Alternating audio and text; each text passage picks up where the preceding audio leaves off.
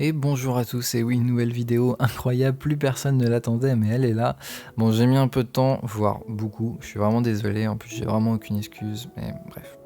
Dans la précédente vidéo, je vous avais expliqué ce que c'était que les stéréotypes, les préjugés et les discriminations. Pour rappel, pour ceux qui se souviennent plus, les stéréotypes ce sont des croyances, les préjugés des attitudes et les discriminations des comportements. Et je vous avais expliqué le lien entre les trois, à savoir que les stéréotypes pouvaient engendrer des préjugés qui peuvent à leur tour engendrer des discriminations. Et à la fin, j'avais posé la question suivante, si tout part des stéréotypes, qu'est-ce qui les provoque? Eh bien, ce sera justement l'objet de cette vidéo. Du coup, si vous n'avez pas vu la vidéo précédente, je vous invite à aller la regarder maintenant, comme ça vous aurez le contexte et vous pourrez un peu mieux comprendre ce que je vais expliquer ici. Vous le savez, malheureusement, les discriminations font des ravages dans notre société, donc forcément, les chercheurs ont fait énormément d'études sur le sujet et il y a eu un certain nombre de théories sur l'origine des stéréotypes. Et aujourd'hui, je vais vous présenter une des premières qui est très connue en psychologie sociale, c'est la théorie du conflit réaliste de Muzaffer Sherif, qui est un psychologue américain. Pour faire simple, selon lui, les stéréotypes se construiraient en fonction de la relation entre les groupes.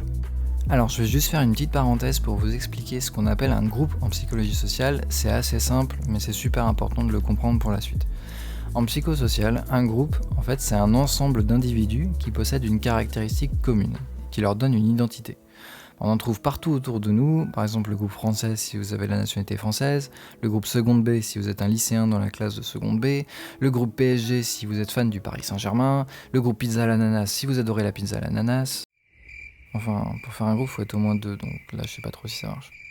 Mais bref, vous voyez, c'est très large et donc forcément on va faire partie de tout un tas de groupes qui vont s'activer selon le contexte. Par exemple, si on prend deux élèves de seconde, l'un en seconde A et l'autre en seconde B, et qu'on organise un tir à la corde par classe, c'est le contexte des groupes par classe qui va s'activer. Les deux élèves vont alors être en compétition. Par contre, pour la finale de Coupe du Monde de foot France-Croatie, les deux élèves étant français, c'est le groupe France qui va s'activer, et non plus le groupe classe, et les deux élèves vont être dans le même camp. A noter quand même qu'on peut être dans deux groupes différents sans être en compétition. Donc voilà, pour schématiser ce qu'on appelle un groupe en psychologie sociale, c'est assez simple, mais c'est vraiment important de bien le comprendre pour la suite. Donc pour Sherif, ce serait la relation entre les groupes qui définirait l'apparition de stéréotypes. Pour vous expliquer son hypothèse, prenons l'exemple des stéréotypes des Américains envers les Japonais. Avant la Seconde Guerre mondiale, les Japonais étaient perçus de manière plutôt positive comme un peuple ingénieux, ambitieux, courtois et attaché à leurs traditions. Et puis la guerre arrive et en décembre 1941, attaque de Pearl Harbor par les Japonais. 2000 morts, plus de 1000 blessés, un vrai choc pour l'Amérique. Une étude a mesuré les changements de stéréotypes avant et après l'attaque. Et voici ce que ça donne. Plus la courbe est vers le haut et plus le pourcentage de stéréotypes positifs est élevé. A l'inverse, plus la courbe est vers le bas et plus le pourcentage de stéréotypes négatifs est fort.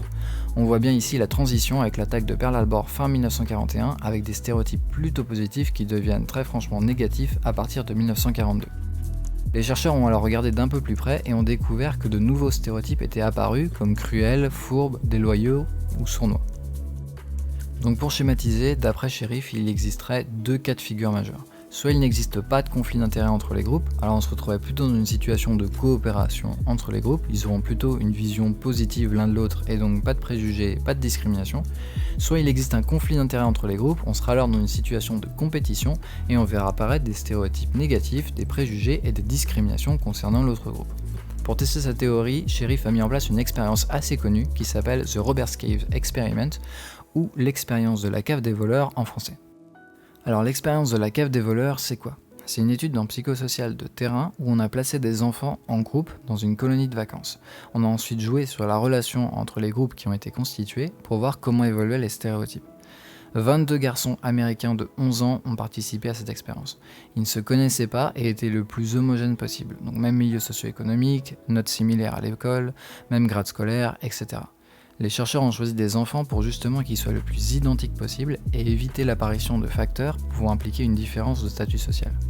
Au niveau de l'environnement, les enfants étaient placés dans un camp scout très boisé de près de 80 hectares, complètement entouré par le parc d'État Robert's Cave dans l'Oklahoma, d'où le nom de l'expérience. Les enfants étaient isolés du monde extérieur pour éviter les interférences et permettre d'avoir un espace assez grand pour que les groupes puissent exister sans interaction.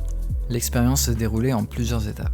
Au stage 1, ils ont formé deux groupes, les Rattles et les Eagles, qui étaient le plus identiques possible et qu'ils ont séparés et fait évoluer pendant 8 et 7 jours.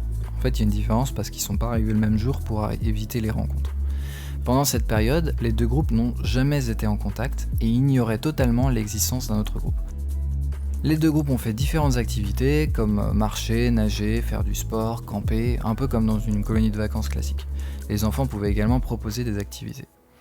Donc forcément, il y a des normes et des codes qui se sont créés, des leaders sont aussi apparus comme dans tout groupe classique. Ce n'est qu'à la fin du stage qu'ils ont entendu parler de l'autre groupe, ce qui a eu pour effet de mettre en évidence des catégorisations avec l'apparition de termes comme nous et eux. Au stage 2, l'objectif était de créer des interactions entre les deux groupes dans des conditions de compétition et de frustration. On s'est donc assuré que chaque groupe perçoive l'autre comme un concurrent et une source de frustration.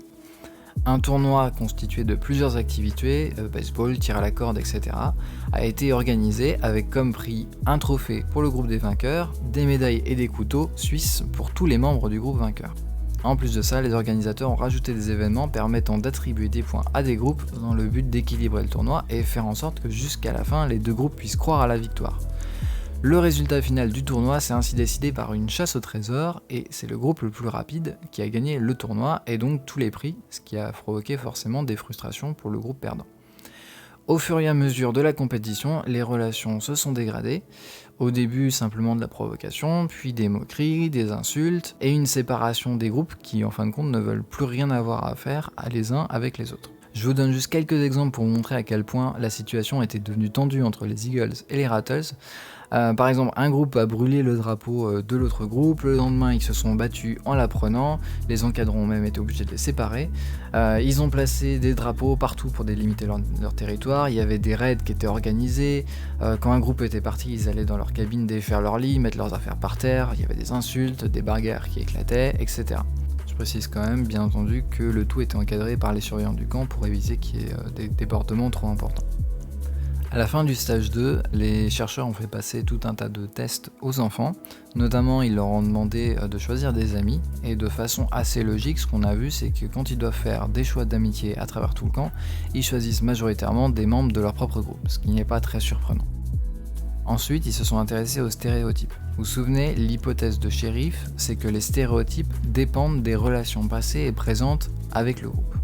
Si les intérêts, buts et récompenses sont partagés, alors les stéréotypes seront positifs. A l'inverse, s'il y a compétition et frustration, ils seront négatifs.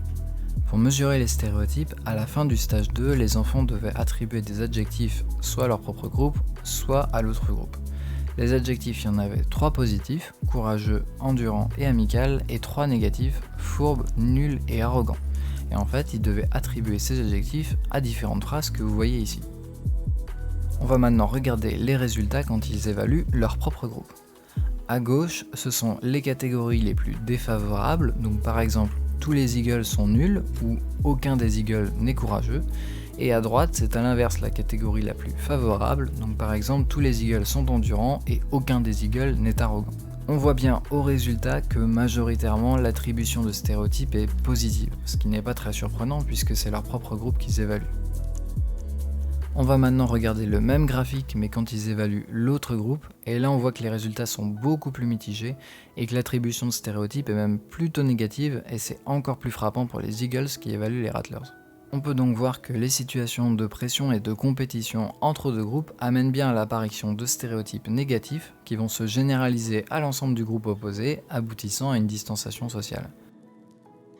On va maintenant passer au stage 3, dont le but était de voir si en changeant les enjeux des relations et les conditions favorisant le conflit, on pouvait réussir à réconcilier les deux groupes.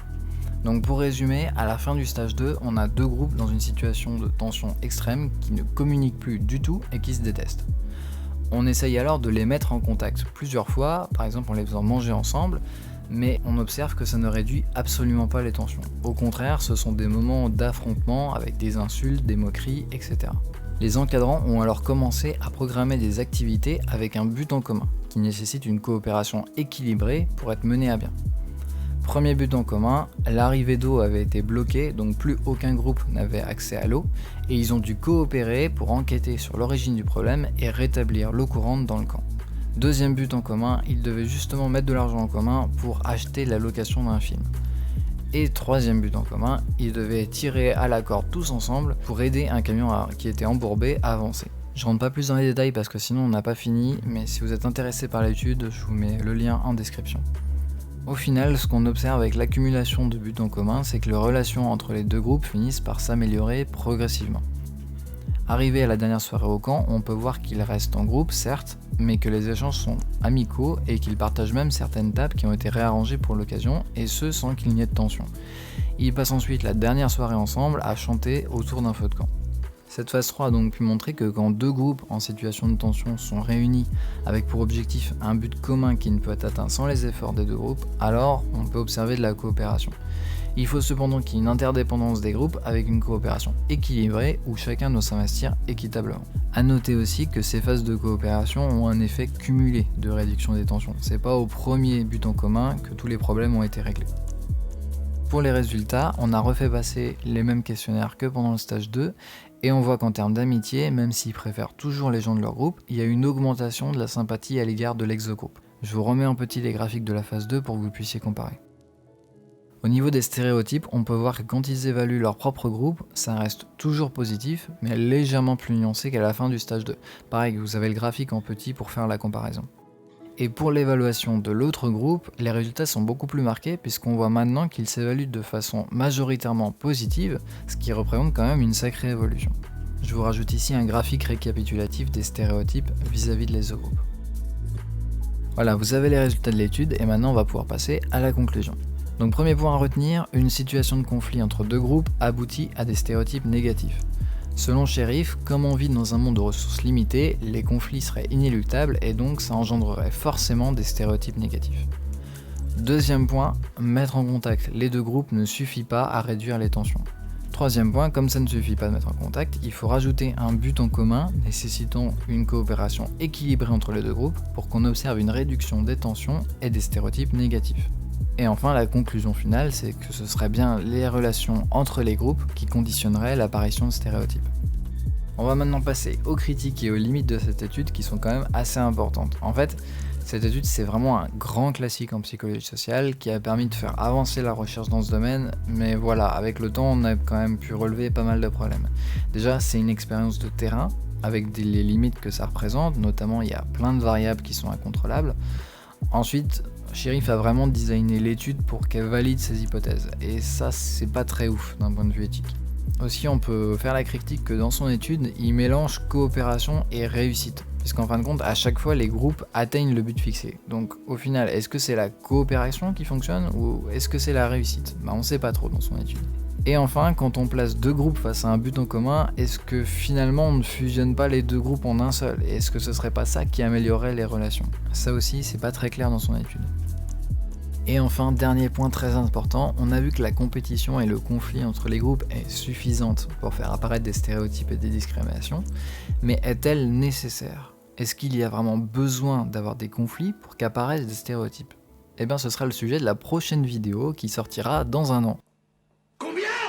Voilà, j'espère que vous avez apprécié cette vidéo. Si c'est le cas, n'hésitez pas à liker, vous abonner, partager, etc. Sinon, j'essaye d'être un peu plus actif sur Instagram avec des vidéos plus courtes qui demandent moins de temps à faire. Donc, n'hésitez pas à aller faire un tour. Je vous mets toutes les infos en description. Prenez soin de vous. Bye.